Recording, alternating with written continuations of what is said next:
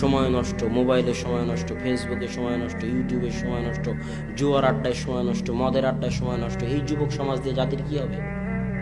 বলেন কি হবে জাতির? এরা তো জাতির বোঝা, এদেরকে তুলে ডাস্টবিনে ফেলে দিতে হবে। আর যুবকদের উদ্দেশ্যে বলতে চাই, যুবক, তোমাদের আত্মমর্যাদার দরকার আছে, আত্মসম্মানের দরকার আছে। স্রোত যেদিকে যাবে তুমিও সেদিকে যাবে, এটা হতে পারে না, অসম্ভব। স্রোত যেদিকে যাবে তুমিও সেদিকে যাবা মানে তুমি খড়কুটো, মানে তুমি পানা, মানে তোমার কোনো মূল্য নেই। এটাই আল্লাহ রসুল বলেছে যে একটা সময় আসবে যখন কাফের, ইহুদি, খ্রিস্টান, মুশরিকরা তোমাদের উপরে এমনভাবে ঝাঁপিয়ে পড়বে যেমন ক্ষুধার্ত ব্যক্তি প্লেটের উপরে ঝাঁপিয়ে পড়ে। আল্লাহ রসুল, আমরা কি কম হব? অসম্ভব, তোমরা কম হবে না। কয়েকশো কোটি হওয়ার পরও তোমরা হবে ফ্যানার মতো, কোনো ভ্যালু থাকবে না, মূল্য থাকবে না। আইপিএল, বিপিএলের জুয়া, পড়াশোনার নামগন্ধ নাই, সময় নষ্ট, মোবাইলে সময় নষ্ট, ফেসবুকে সময় নষ্ট, ইউটিউবে সময় নষ্ট, জুয়ার আড্ডায় সময় নষ্ট, মদের আড্ডায় সময় নষ্ট, এই যুবক সমাজ দিয়ে জাতির কি হবে?